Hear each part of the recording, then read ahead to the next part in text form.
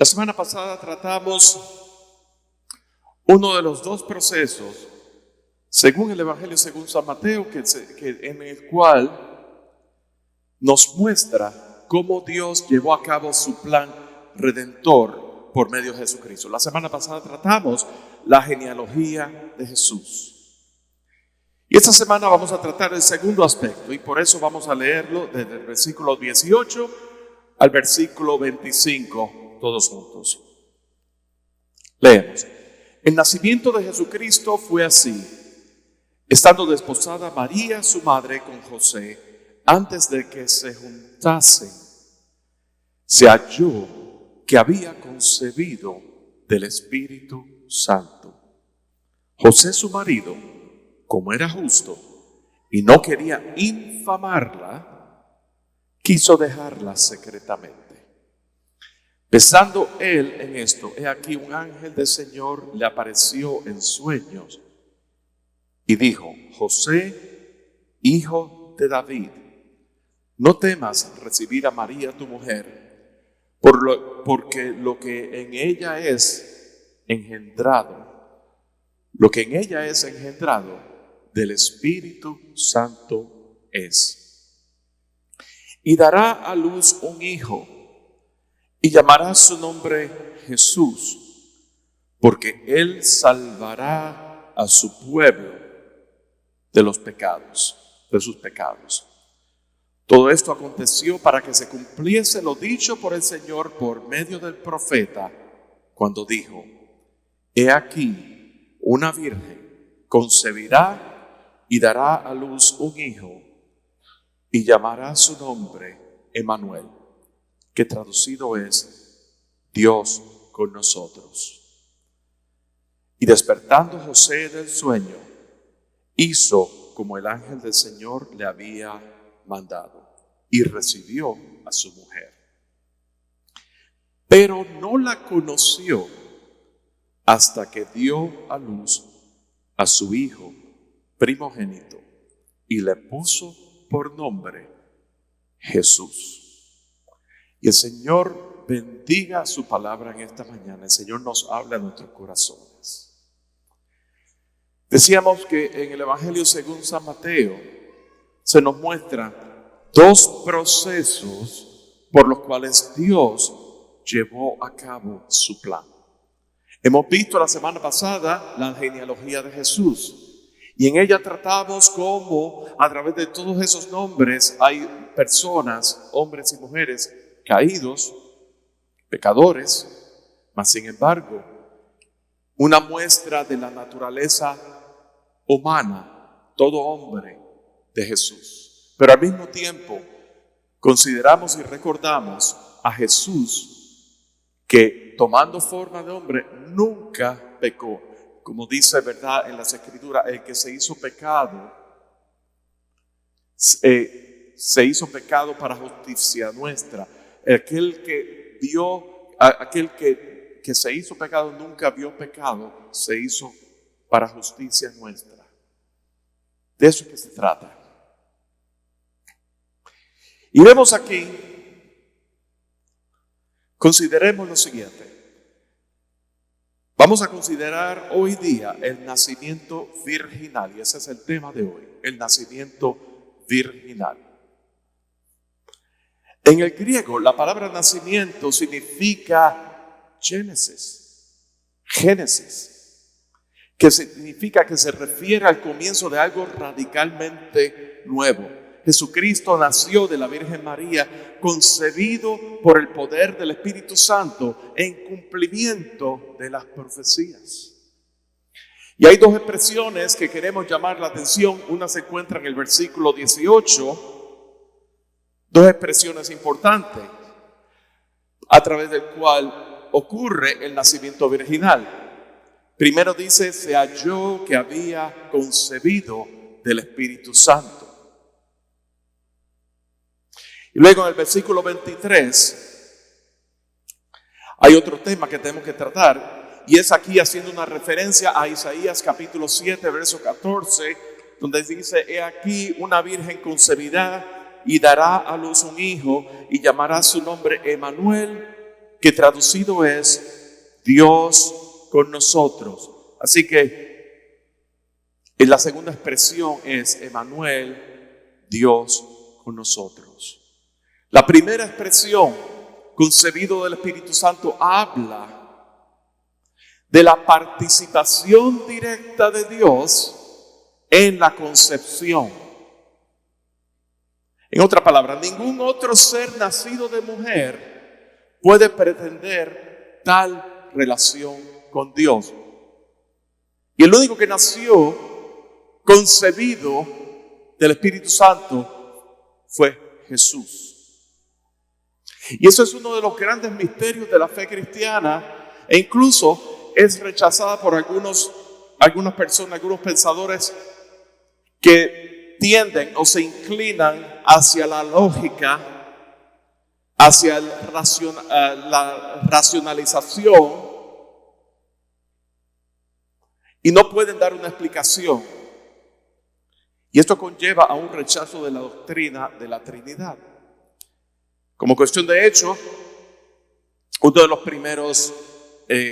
los escritos más antiguos que se ha escrito durante la iglesia del primer siglo, que es un libro que yo casualmente leo, usualmente todas las temporadas de Adviento, a principios de diciembre, se llama En la Encarnación, de Atanasio. Atanasio escribió un libro que se llama La Encarnación, y básicamente es una defensa bíblica hacia el tema del nacimiento virginal y la encarnación de Jesucristo. ¿Por qué? Porque aún desde el primer siglo está en contienda y está en disputa el tema de que si Jesús fue encarnado y fue nacido de una virgen.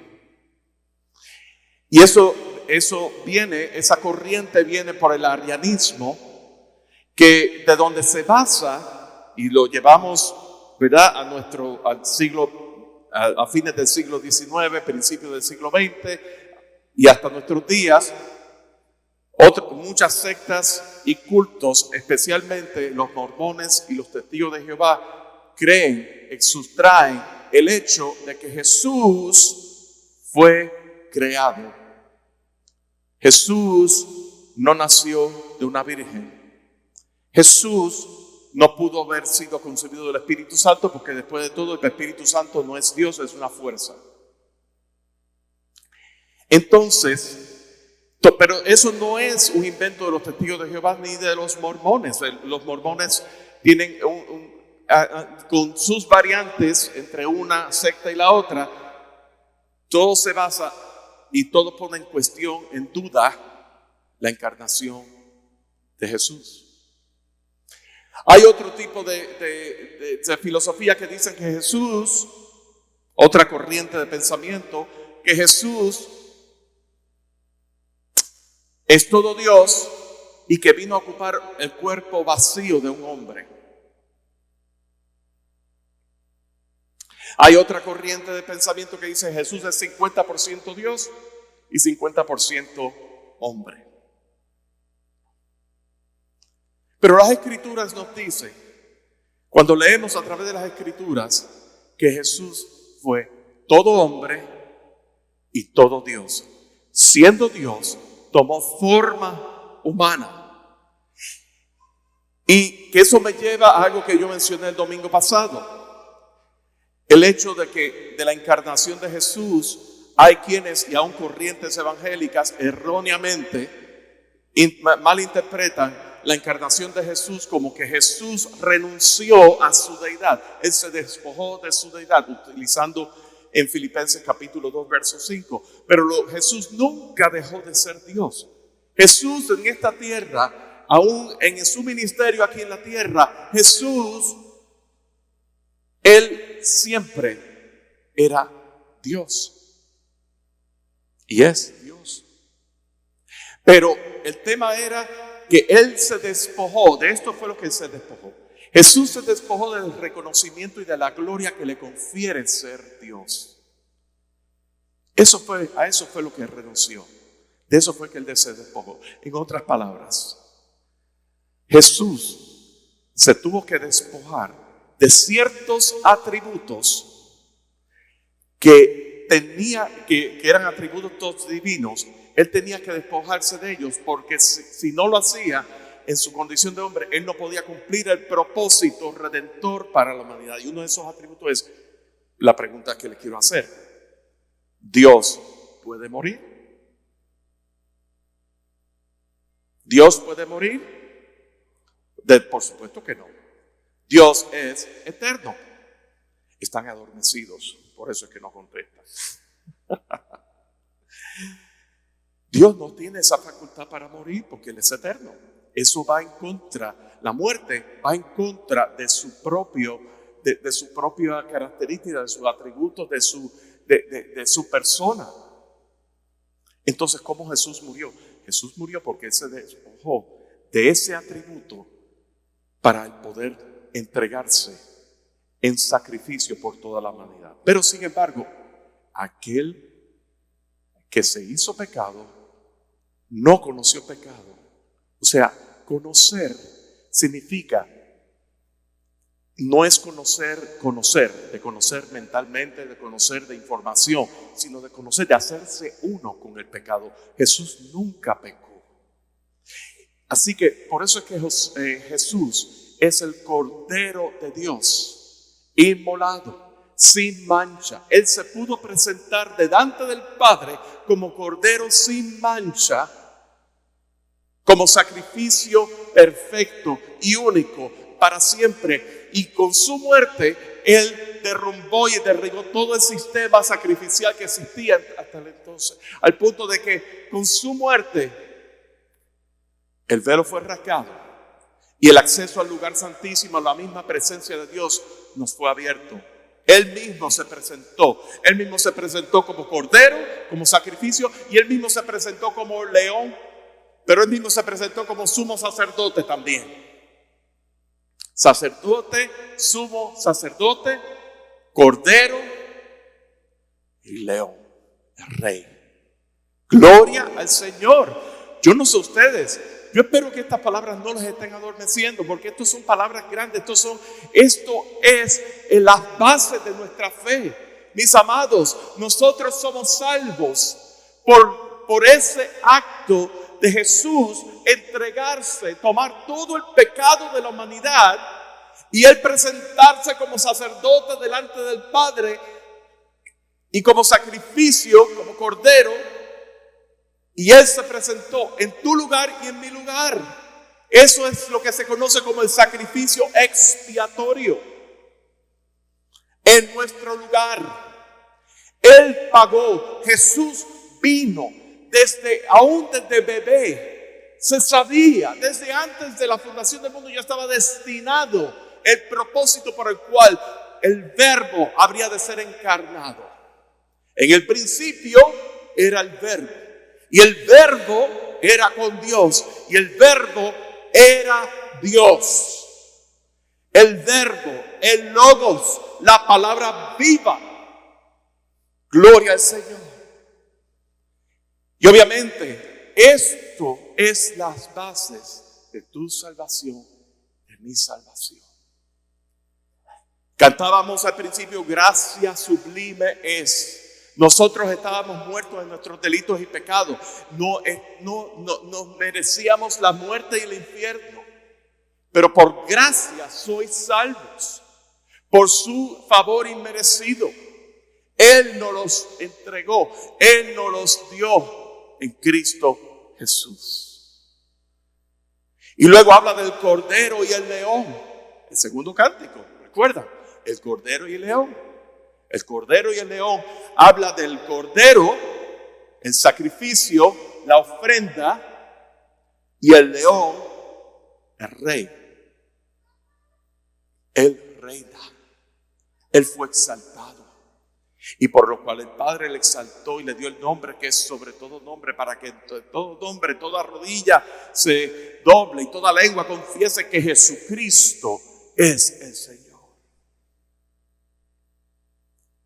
Pero lo segundo, todo esto era la participación directa de Dios en la concepción de María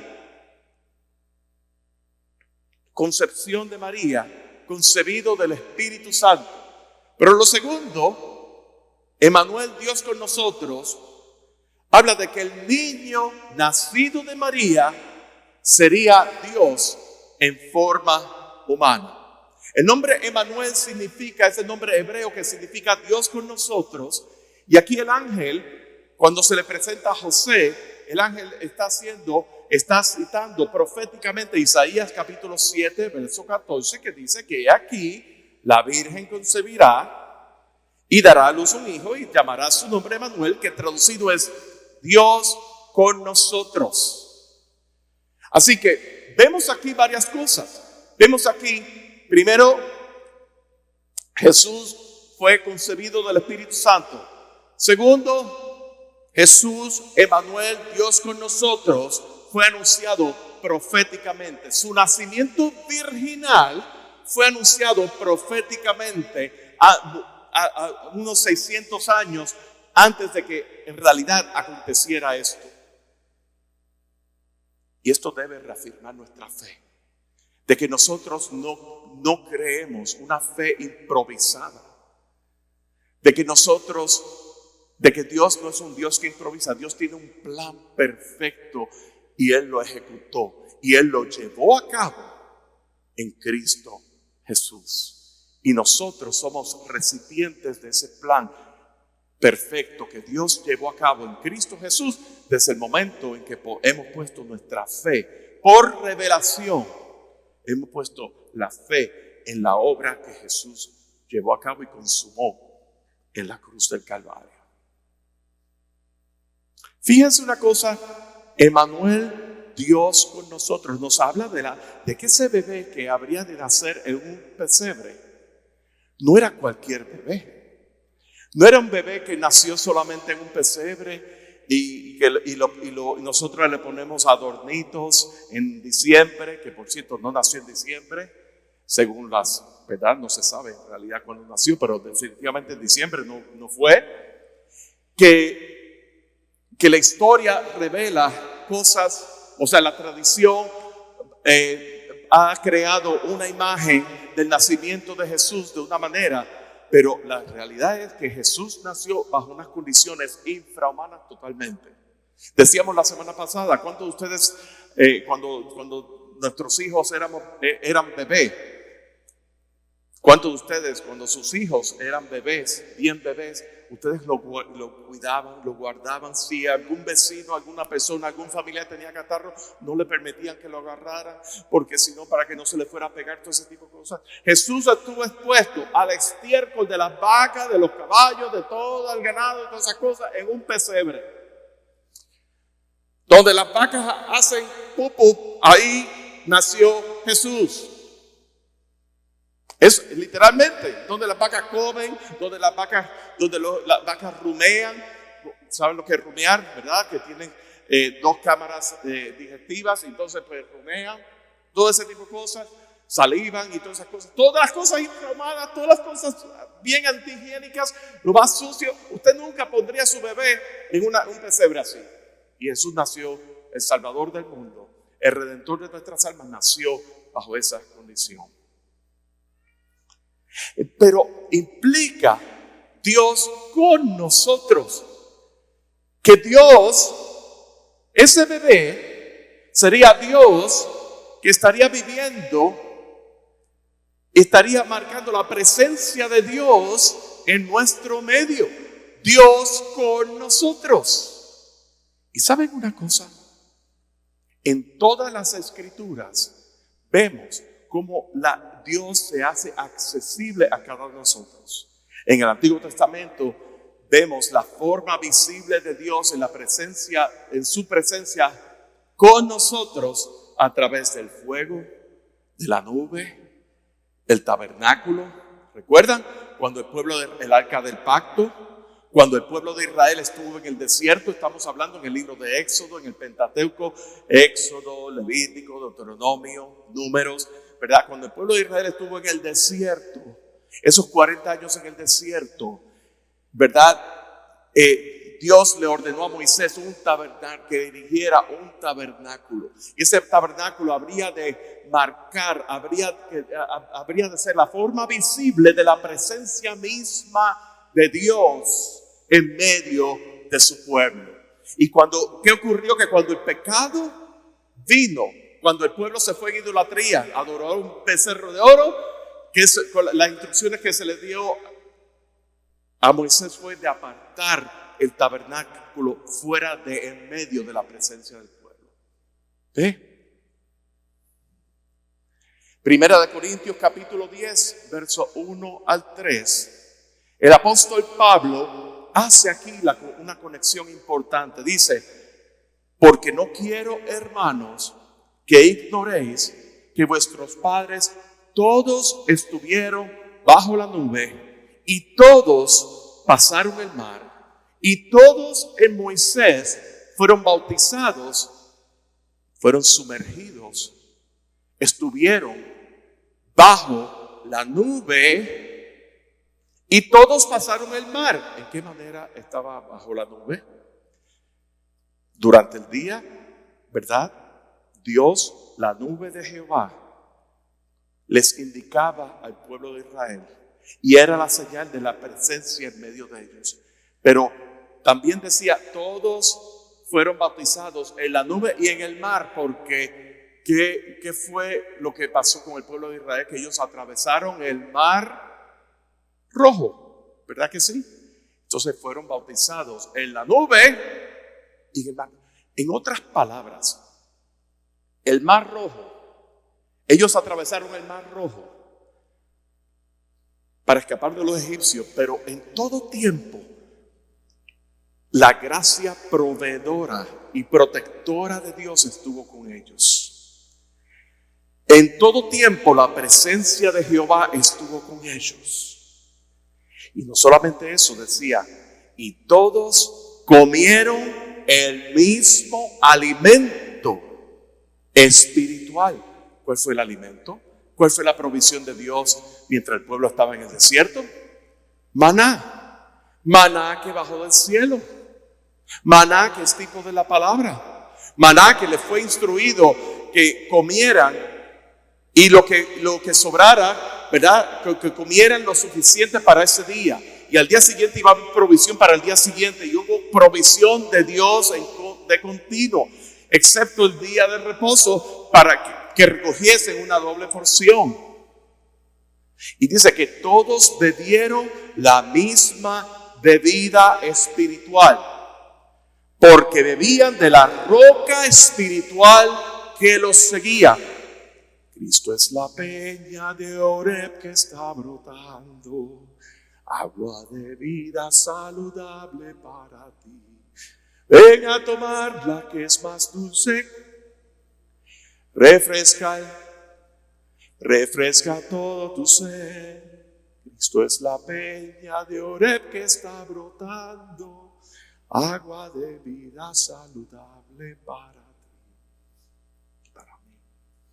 Gloria al Señor, porque bebían de la roca espiritual que los seguía, y la roca era Cristo.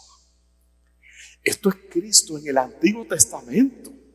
Mis amados, jamás no pongamos divisiones en nuestras Biblias, en el Antiguo Testamento y el Nuevo Testamento. Cristo en toda la revelación progresiva de Dios, Dios desdoblando y Dios desdoblando un mismo plan.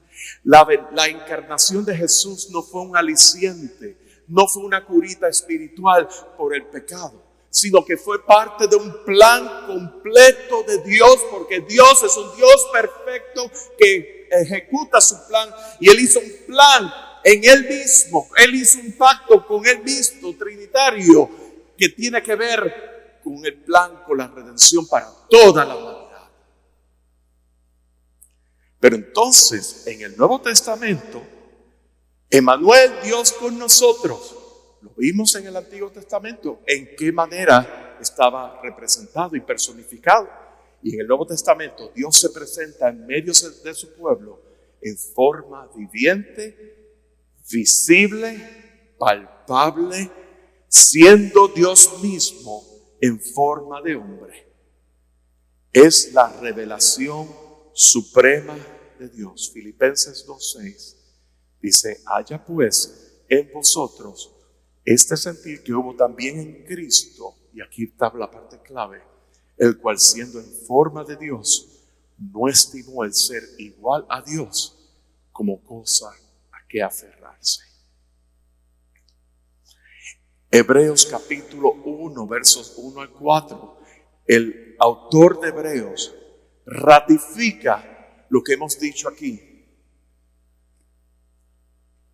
Dios, habiendo hablado muchas veces y de muchas maneras en otro tiempo a los padres por los profetas, en estos postreros días nos ha hablado por el Hijo, a quien constituyó heredero de todo y por quien asimismo hizo el universo, el cual siendo el resplandor de su gloria y la imagen misma de su sustancia, y quien sustenta todas las cosas con la palabra de su poder, habiendo efectuado la purificación de nuestros pecados por medio de sí mismo, se sentó a la diestra de la majestad en las alturas, el Cordero y el León,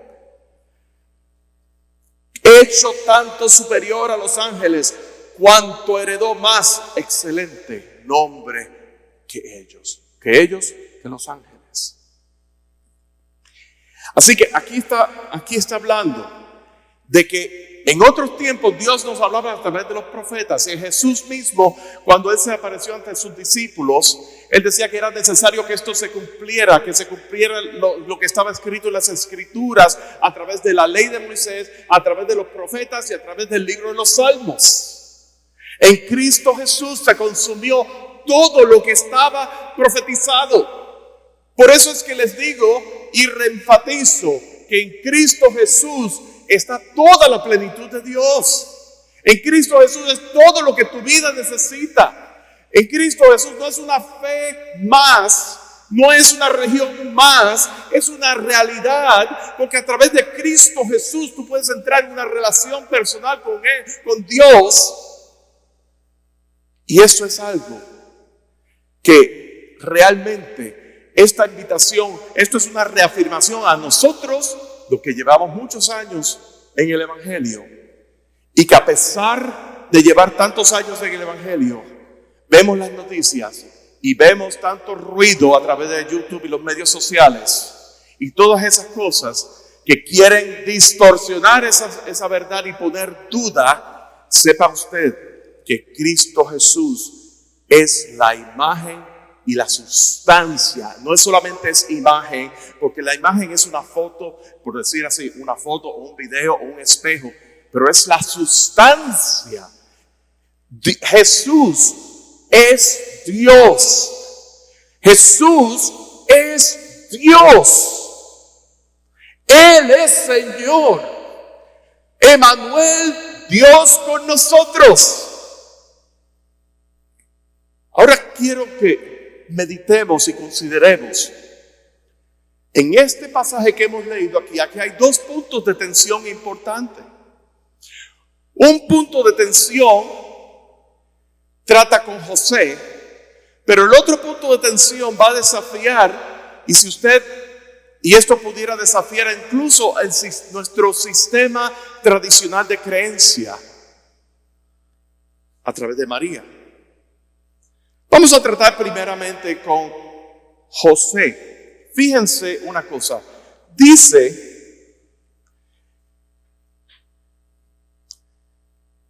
en el versículo 19, José su marido, como era justo, no quería infamarla, quiso dejarla secretamente.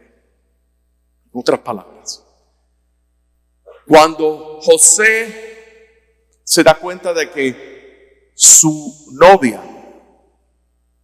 su prometida, recién casada o a punto de ser casado, ya estaba comprometido, eso no está claro en qué punto específico, si ya estaban casados o estaban comprometidos, a punto de casarse, todo eso. Así que vamos a decir su prometida. Imagínense usted José, que de repente la mujer a quien él ama, la doncella, de repente está embarazada y ha concebido. Y la duda empieza. Yo no sé usted, pero si eso le ocurriera con alguno de nuestros cónyuges, la duda comienza. Sería algo desgarrador. Sería algo, sería algo que muchas veces el tormento que pasa por los pensamientos, no pudiéramos tratar con eso. Entonces, José pensó, tú sabes, como él era justo, él no quería infamarla, él no quería señalarla ni acusarla públicamente. Pero había otro asunto también, el dilema de dejar a su esposa sin difamarla o infamarla. Y estaba el asunto de obedecer la ley, porque él era un hombre justo. Y obedecer la ley, fíjense lo que implicaba. Obedecer la ley de Moisés implicaba denunciarla. Levítico 20:10 dice: si un hombre cometiera adulterio con la mujer de su prójimo, el adúltero y la adúltera indefectiblemente serán muertos. Deuteronomio 22:23. Si hubiera una muchacha virgen desposada con alguno y alguno la hallare en la ciudad y se acostare con ella, entonces los sacaréis a ambos a la puerta de la ciudad y los apedrearéis y morirán. Entonces, eso estaba en dilema aquí, eso estaba en cuestión aquí. ¿Voy a obedecer la ley? ¿Dejar a su esposa sin denunciarla? ¿O obedecer la ley? Pero, versículo 19 y 20. José, su marido, como era justo y no quería infamarla, quiso dejarla secretamente. Y pensando él en esto, verso 20, y aquí un ángel del Señor le apareció en sueños y le dijo: José, hijo de David, no temas recibir a María tu mujer, porque lo que en ella es engendrado del Espíritu Santo es. Entonces le pone, el ángel se le aparece, le aclara, y entonces dice: y ella dará a luz un hijo, y tú llamarás su nombre Jesús, porque él salvará al pueblo de sus pecados. José era justo. La conducta justa es aquella que busca el bien de los demás en obediencia al Señor. ¿Cómo podemos buscar el bien de los demás en obediencia al Señor cuando mi justicia y la ley me dicta otra cosa? Porque cuando tú vienes a Cristo Jesús, tú vienes a Cristo Jesús porque Jesús te llamó y Jesús te amó y su amor nos cautivó. Cuando Jesús viene a tu vida y tú pones tu fe en Cristo Jesús, tú eres revestido de la justicia de Dios. La justicia de Dios te protege. La justicia de Dios te perdona. La justicia de Dios te da la facultad para tú poder perdonar a aquel que te falló. Y por eso el perdonar, por eso es que Jesús, cuando hablaba de la oración, ¿verdad? Padre, perdona sus deudas, así como nosotros perdonamos a los que nos ofenden o a nuestros deudores. Así que la obediencia al Señor surge de una comprensión de quién es Dios. Surge y se desprende de una madurez espiritual. Se desprende de revelación, porque ¿qué hubiera pasado con José? ¿Qué hubiera pasado si el ángel no se lo hubiera aparecido a José, verdad? Así que hubo una revelación, una impartición del conocimiento. Y se desprende de nuestra respuesta como un acto en fe. Y fíjense que le encarga, y 2 veces lo menciona aquí, llamarás su nombre Jesús, porque salvará al pueblo de sus pecados. El otro punto de tensión que quisiéramos considerar es el tema de la virginidad de María, un asunto de claridad. En las tradiciones, y la mayoría de nosotros hemos venido a Cristo de esas tradiciones, se dice que María fue una mujer virgen, lo cual lo fue, y que ella fue virgen por el resto de su vida y que ella murió virgen. La pregunta que debemos hacernos es, ¿María fue virgen toda su vida? Vamos a considerar aquí. Fíjense, el verso 24, vamos a leer. Por eso es tan importante la exposición de la palabra, la predicación expositiva, porque la palabra misma nos expone la verdad y nos desdobla el consejo de Dios escrito en las Escrituras. Y entonces no hay lugar para yo predicar tradición, institucionalidad y mi opinión personal, porque francamente la única opinión que a Dios le importa es lo que Dios dice sobre Él mismo a través de la Escritura. Dios nos recibe tal y como estamos, y Él considera la condición en que estamos nosotros. Pero en realidad Dios, lo que Él busca es la transformación de nuestra mente. Y la transformación de nuestra mente ocurre solamente a través de la palabra. La exposición de tus palabras alumbra. Habiendo dicho eso, versículo 24. Fíjense lo que dice. Todo esto ocurrió mientras José estaba en sueño. El ángel se le aparece. El ángel le cita Isaías capítulo 7, verso 14. Y ahora el versículo 24 dice, y despertando José del sueño, hizo como el ángel del Señor le había mandado. ¿Y qué hizo? Recibió a su mujer, pero no la conoció. Aquí queremos considerar varias cosas.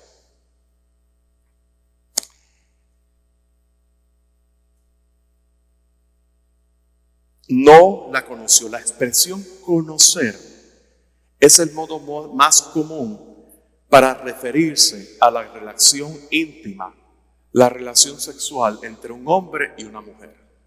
Conocer.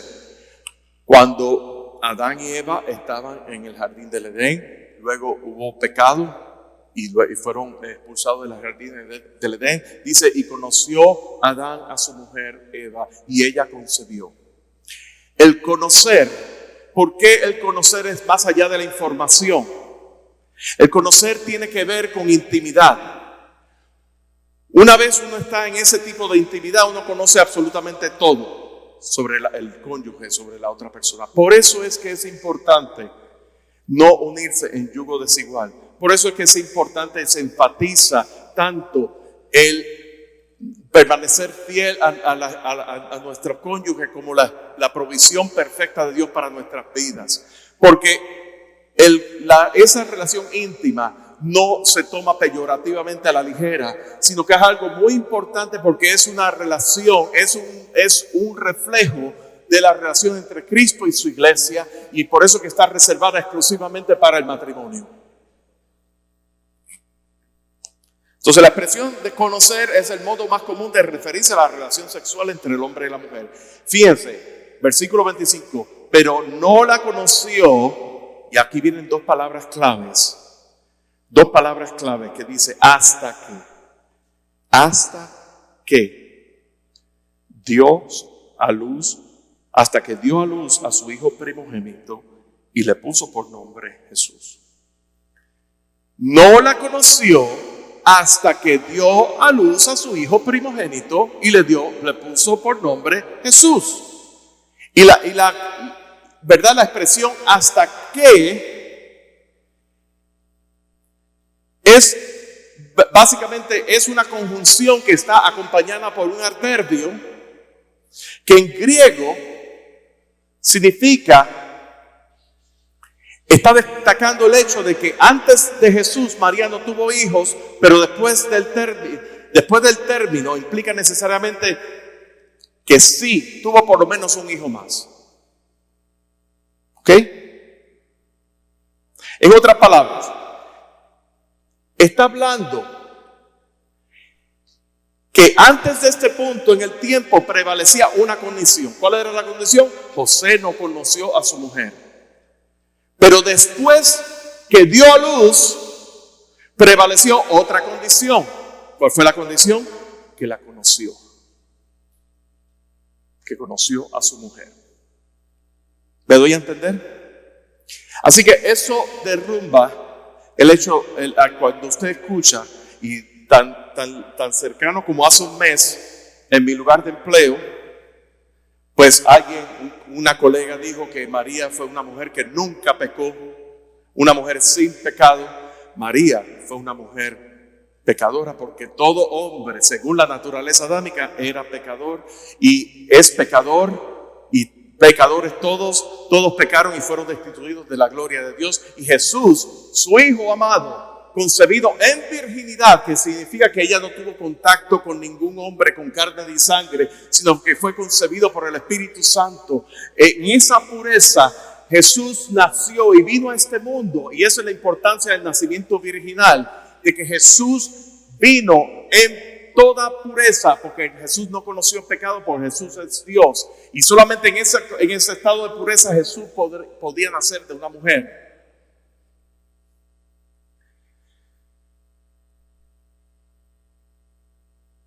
Se me olvidó lo que iba a decir.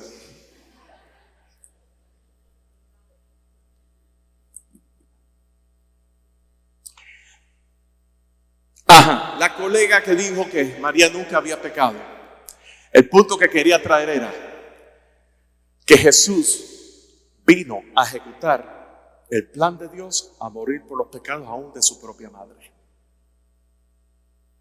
Imagínense a María cargando a su hijo, a Jesús, y estaba cargando al Salvador de su vida.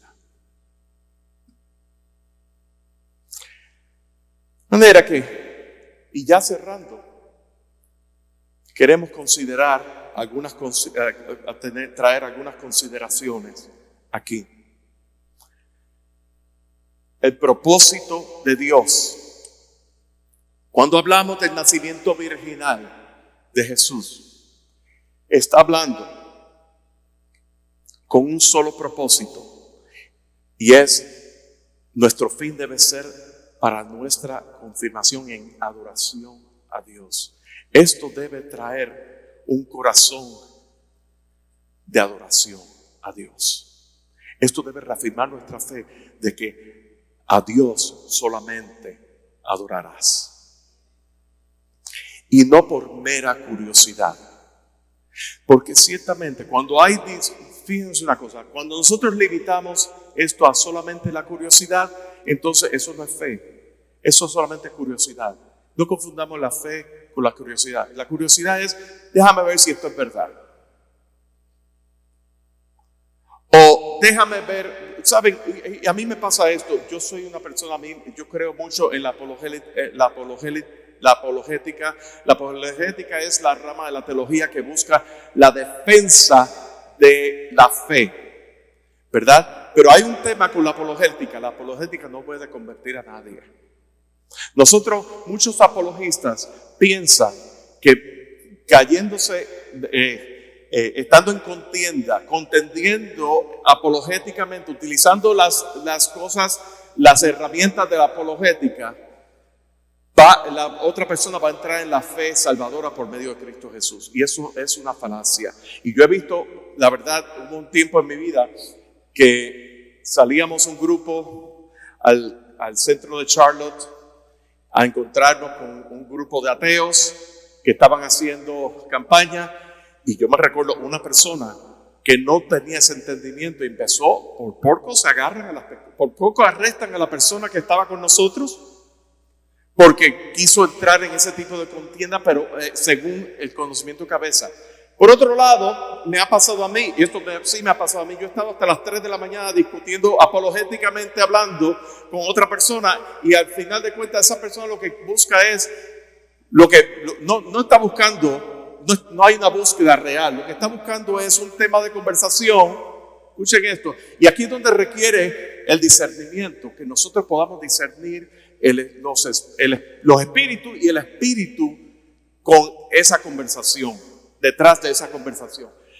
Lo que quiere esa persona es solamente entrar en un dime que te diré, ¿verdad? Pero que se te acabe la gasolina, porque a las 3 de la mañana yo lo que quiero es acostarme a dormir. Yo no sé ustedes, ¿quién quiere estar hablando hasta las 3 de la mañana? Bueno, hay quienes lo hacen, yo ya no estoy en esa etapa de mi vida, ¿verdad? Pero aprovechando eso, a que se te acabe la gasolina, y cuando vine a ver, no hay ningún interés. Porque es solamente la curiosidad. La curiosidad por saber cuál es la respuesta que él tiene que darme. Y ¿saben una cosa?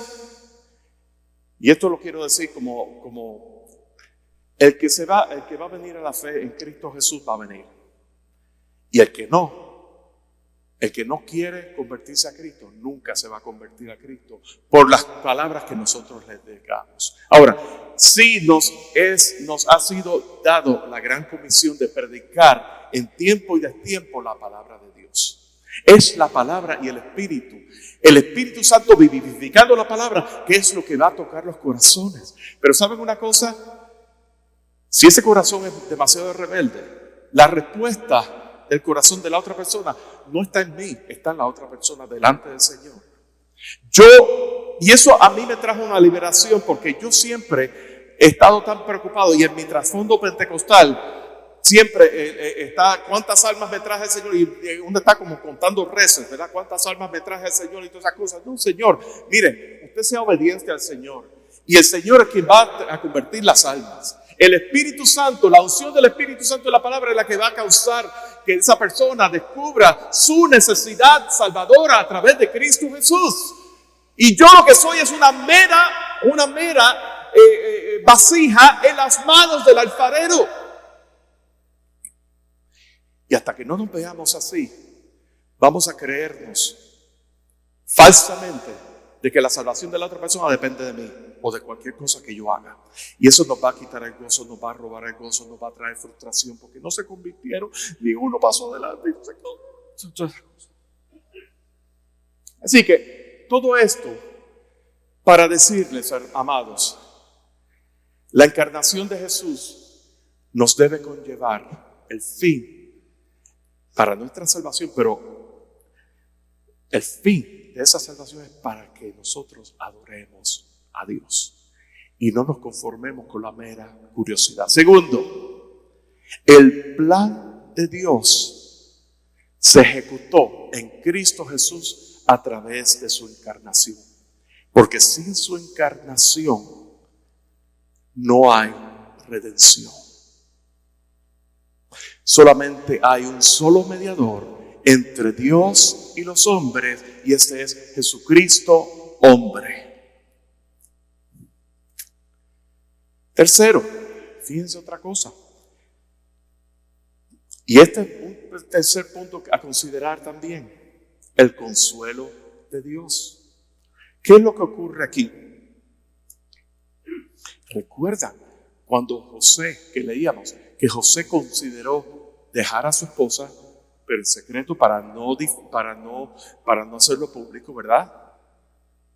¿Y qué fue lo que dijo el ángel? No temas recibir a María tu mujer, porque lo que en ella es engendrado del Espíritu Santo es.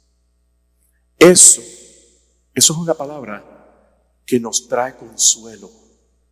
José, hasta ese momento, su mente estaba pensando en el dilema moral: si obedezco la ley, que ella muera, y el adúltero que se propasó con ella y con quien ella se acostó, que también muera, o dejarla sin sin infamarla, pero el ángel se le presenta con la palabra, dándole ese consuelo y esa seguridad de que aquel que ha sido concebido es concebido del Espíritu Santo. Y eso me trae a nosotros en mi mente el Salmo 94, verso 19, que dice que en la multitud de mis pensamientos, tus consolaciones alegraban mi alma. Cuando estamos en medio de una prueba bien difícil, que no sabemos ni qué hacer, nos dan ganas de darle con un martillo por la cabeza a la otra persona, nos dan ganas de abandonar la situación, llámale usted, lo que sea. La voz de Dios, como un silbido apacible, hablando en nuestro corazón, afirmando que Dios no te abandona, que Dios está contigo, que Dios es fiel, que esta leve, como decía Pablo, esta leve tribulación momentánea produce en nosotros un cada vez más peso de gloria, que esto se acaba, pero la eternidad de Dios es y permanece para siempre. Nuestros pensamientos nos traen confusión, pero la consolación divina nos fortalece, nos trae paz e imparte gozo. Y luego, la salvación de Dios. Lo que el ángel le dice a José: María dará a luz al Salvador. José le dará el nombre de Jesús. Fíjense que Jesús es el mismo nombre que en el Antiguo Testamento, el mismo nombre, Yeshua, que tenía Josué, el hombre que Dios usó para que el pueblo de Israel entrara a la tierra prometida cuando murió Moisés. El nombre Yeshua, Jesús, que es el mismo nombre de Josué, significa Salvador, Salvador de pecados, Salvador de la culpa del pecado, Salvador de la ira y de la maldición, Salvador de la desgracia. ¿Bajo qué condiciones somos recipientes de esa salvación? No somos salvos en nuestros pecados. O sea, no somos salvos para que sigamos pecando. Somos salvos de nuestros pecados. De todo pecado que hayamos cometido. De todo pecado del pasado, presente y del futuro, todo está bajo la sangre de Cristo Jesús. ¿Y cuál es el medio?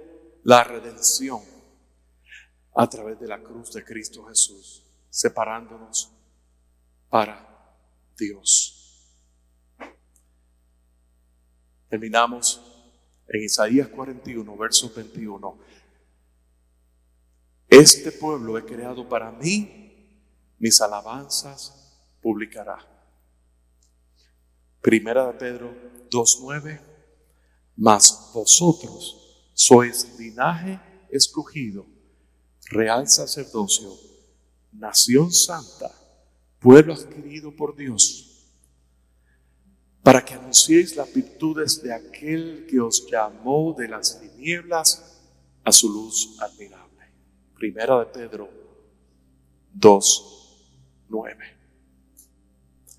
Cuán glorioso es saber que nuestro Dios es un Dios real. Cuán glorioso es saber que Dios tiene un propósito para que nosotros le adoremos a Él en medio de toda circunstancia, y aún en medio del cántico, el último cántico, ¿verdad? Dios conoce, alaba a Dios, exalta su nombre, declara su grandeza.